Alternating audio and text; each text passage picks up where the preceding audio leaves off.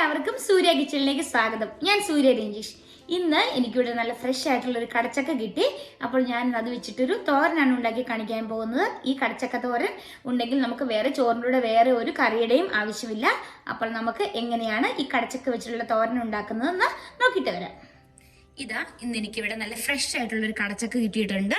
അപ്പോൾ നമുക്കിത് വെച്ച് ഇന്നൊരു തോരൻ ഉണ്ടാക്കി നോക്കാം. ആദ്യം തന്നെ നമുക്കിതിനെ ഒന്ന് കട്ട് ചെയ്ത് ഇതിൻ്റെ സ്കിന്നെല്ലാം കളഞ്ഞ് ഇതിനെ ഒന്ന് അരിഞ്ഞെടുക്കണം. ഇതാ നമ്മുടെ കടച്ചക്ക ഞാനിപ്പോൾ നന്നായിട്ട് മുറിച്ചെടുത്തിട്ടുണ്ട്. ഇനി നമ്മൾ ചെയ്യേണ്ടത് ഇതിൻ്റെ ഈ മുകളിലത്തെ സ്കിന്നെല്ലാം കളയണം. അതുകൂടാതെ ഇതാണ് ഇതിൻ്റെ കൂഞ്ഞിൽ. നമ്മൾ നോർമൽ ചക്കയ്ക്കെല്ലാം കൂഞ്ഞിലുണ്ടല്ലോ, ആ കൂഞ്ഞിൽ നമ്മളിങ്ങനെ വെട്ടിക്കളഞ്ഞ ശേഷം ഇതിനെ നമ്മൾ അരിഞ്ഞെടുക്കുകയാണ് ചെയ്യേണ്ടത്. ഇപ്പോൾ ഞാൻ നന്നായിട്ട് അതിൻ്റെ സ്കിന്നെല്ലാം കളഞ്ഞ് അതിൻ്റെ ആ കൂഞ്ഞിനും ചെത്തി കളഞ്ഞിട്ടുണ്ട്. അതിനുശേഷം നമുക്ക് ഇതിനെ അരിഞ്ഞെടുക്കാൻ വേണ്ടി ഇങ്ങനെ നമ്മൾ അരിയുക ആദ്യം. അതിനുശേഷം ഇങ്ങനെ കട്ടി കുറഞ്ഞ പീസസ് ആക്കി അരിയുക. ഇതേപോലെ ഒരു പീസസ് ആക്കി എടുത്ത ശേഷം ഞാനിതിങ്ങനെ കൂട്ടി വെച്ചിട്ട് ഇങ്ങനെ നീളത്തിലാണ് നമ്മളുടെ ബ്രെഡ് ഫ്രൂട്ട് അരിഞ്ഞെടുക്കേണ്ടത്. ഈ ഒരു സൈസിൽ നമുക്ക് ബ്രെഡ് ഫ്രൂട്ട് അരിഞ്ഞെടുക്കേണ്ടത്. ഇതുപോലെ നമുക്ക് ബാക്കിയിരിക്കുന്ന മുഴുവൻ ബ്രെഡ് ഫ്രൂട്ടിനെ എടുക്കാം. ഞാനൊരു ഹാഫ് മാത്രമേ എടുക്കുന്നുള്ളൂ. ഞങ്ങളിവിടെ കുറച്ച് പേരല്ലേ ഉള്ളൂ, അപ്പം നമുക്ക് മുഴുവൻ്റെ ആവശ്യം വരുന്നില്ല.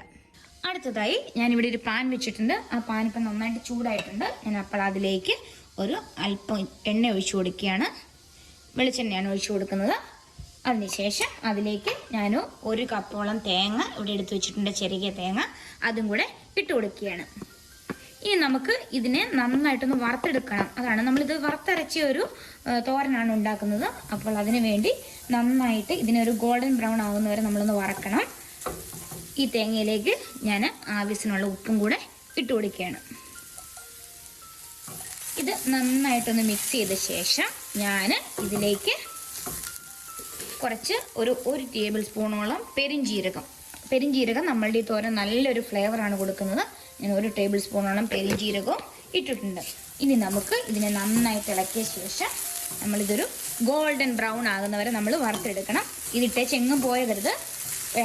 ഇങ്ങനെ നമ്മളിവിടെ നിന്ന് തന്നെ ഇളക്കണം. പെട്ടെന്ന് തന്നെ ആയി കിട്ടും.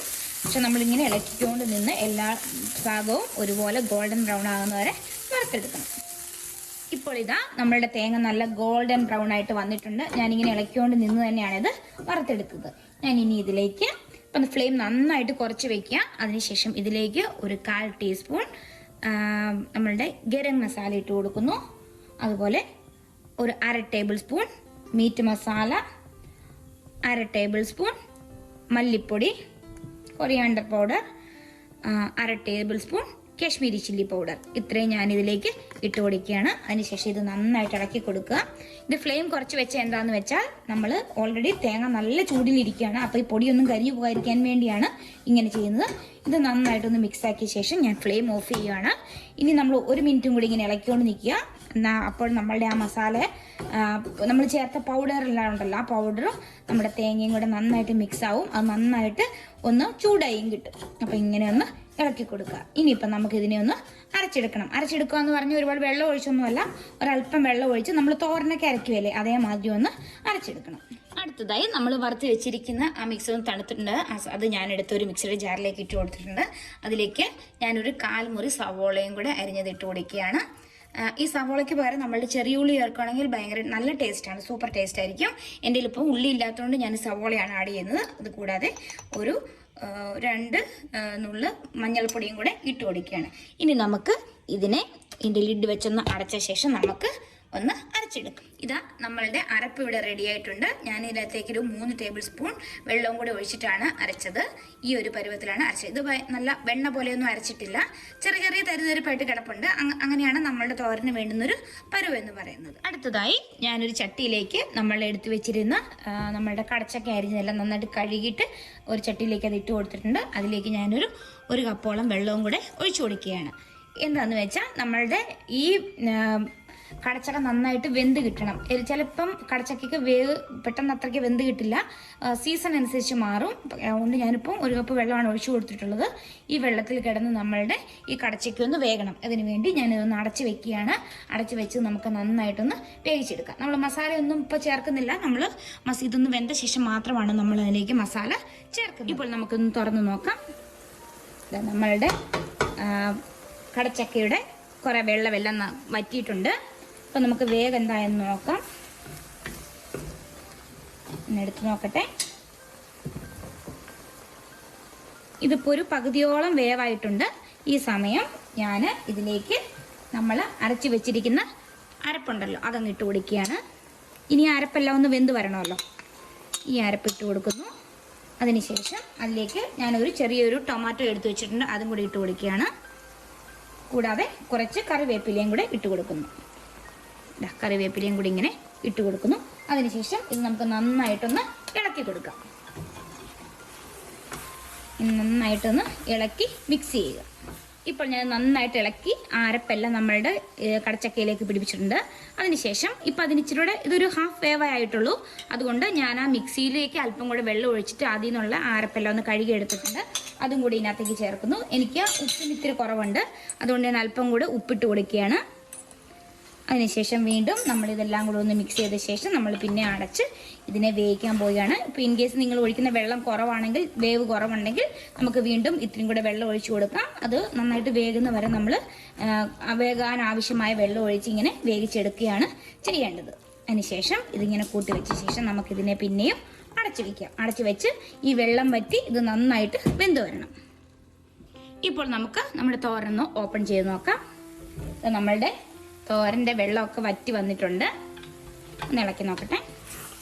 ഇതാ ഇപ്പം നന്നായിട്ട് ഇത് വെന്തിട്ടുണ്ട്. ഞാൻ ഇടയ്ക്കൊന്ന് തുറന്ന് നോക്കി അടച്ചതായിരുന്നു, അപ്പോൾ ഇത്തിരി ഒരു വെള്ളം വറ്റാനുണ്ടായിരുന്നു. ഇതാ ഇപ്പം നമ്മളുടെ വെള്ളമൊക്കെ വറ്റിയിട്ടുണ്ട്. അപ്പം നമുക്കൊന്ന് ഞാൻ നോക്കട്ടെ വെന്തിട്ടുണ്ടോയെന്ന്. ഇപ്പം നമ്മുടെ തോരൻ ആവശ്യത്തിന് വെന്തിട്ടുണ്ട്. അതുകൂടെ ആവശ്യത്തിന് ഉപ്പുമുണ്ട്. ഇനി നമുക്ക് ഇതിലേക്ക് ഇത്തിരി കടുക് വറുത്തിടണം. സാധാരണ നമ്മൾ തോരനൊക്കെ വെക്കുമ്പോൾ ആദ്യം കടുക് വറുത്തിടുമല്ലേ. പക്ഷേ ഇങ്ങനെയുള്ള തോരനൊക്കെ നമ്മൾ ഈ വെള്ളം ഒഴിച്ച് വേവിക്കുന്നതിനൊക്കെ ആദ്യം തന്നെ കടുക് വറുത്തിടാതെ ഏറ്റവും ലാസ്റ്റ് ഇടുവാണെങ്കിൽ ആ കടുകിൻ്റെ ഫ്ലേവറൊക്കെ നമുക്ക് നന്നായിട്ട് കിട്ടും. ഇനി നമുക്ക് ഇതിലേക്ക് അല്പം കടുകും കൂടെ വറുത്തിടാം. ഇതാ നമ്മളുടെ തോരനിലേക്ക് ഞാനിതാ കടുകും വറ്റൽമുളകും നമ്മളുടെ കറിവേപ്പിലയും കൂടെ താളിച്ചത് ഇങ്ങനെ ഒഴിച്ചു കൊടുക്കുകയാണ്. ഇങ്ങനെ താളിച്ചൊഴിക്കുമ്പോൾ നല്ലൊരു മണമാണ് നമുക്ക് കിട്ടുന്നത്. അതിനുശേഷം നമുക്കിത് നന്നായിട്ടൊന്ന് ഇളക്കി മിക്സ് ചെയ്യാം. ഇപ്പം നമ്മുടെ തോരൻ ഇവിടെ റെഡി ആയിട്ടുണ്ട്. ഇനി നമുക്കിതിനെ ഒരു സെർവിങ് ഡിഷിലോട്ട് മാറ്റാം. ഇതാ നമ്മുടെ സൂപ്പർ ടേസ്റ്റി ആയിട്ടുള്ള കടച്ചക്ക തോരൻ ഇവിടെ റെഡി ആയിട്ടുണ്ട്. നല്ല സൂപ്പർ മണമാണ് വരുന്നത്. നല്ല ഡാർക്ക് കളറിൽ തന്നെ നമുക്ക് തോരൻ കിട്ടിയിട്ടുണ്ട്. അത് നമ്മുടെ ചട്ടിയിലും കൂടെ വെച്ചപ്പം ഒരു പ്രത്യേക ടേസ്റ്റ് ആയിരിക്കും നമ്മളുടെ തോരന്. ഇനി നമുക്കിതൊന്ന് ടേസ്റ്റ് ചെയ്ത് നോക്കാം. ഇതുണ്ടോ നല്ല സൂപ്പർ ടേസ്റ്റിൽ നല്ല കടച്ചക്ക തോരൻ. ഇപ്പൊ നാട്ടിലൊക്കെ കടച്ചക്കയുടെ സീസൺ ആണെന്ന് എനിക്കറിയത്തില്ല. ഇവിടെ നമുക്ക് എപ്പോഴും കടച്ചക്ക ഇങ്ങനെ കിട്ടാറുണ്ട്. ഞാൻ ഇന്ന് കഴിച്ചു നോക്കട്ടെ. സൂപ്പർ ടേസ്റ്റ് ആണ്. പ്രത്യേകിച്ച് ഒന്നും പറയാനില്ല. നല്ല അടിപൊളി ടേസ്റ്റ് ആണ്. നല്ല ആ മസാലയുടെ ഒക്കെ നല്ല ഫ്ലേവർ എനിക്ക് കിട്ടുന്നുണ്ട്. അപ്പോൾ ഇതുപോലെ തന്നെ നമുക്ക് പൊട്ടറ്റോ വെച്ചും ചെയ്യാൻ പറ്റും. അപ്പൊ നിങ്ങളും വേണമെങ്കിൽ പൊട്ടറ്റോ വെച്ച് വേണമെങ്കിൽ ട്രൈ ചെയ്യാം. കടച്ചക്ക കിട്ടുമ്പോൾ ഇതുപോലെ ഒന്ന് ട്രൈ ചെയ്ത് നോക്കണം. അതുകൂടാതെ എൻ്റെ വീഡിയോ ആദ്യമായിട്ട് കാണുന്നവരാണെങ്കിൽ ഒന്ന് സബ്സ്ക്രൈബ് ചെയ്യുക. തൊട്ടടുത്തുള്ള ബെല്ലൈക്കണും കൂടെ ഒന്ന് പ്രസ് ചെയ്യുക. അപ്പോൾ ഇനിയൊരു പുതിയ വീഡിയോ ആയിട്ട് കാണാം. Thank you so much.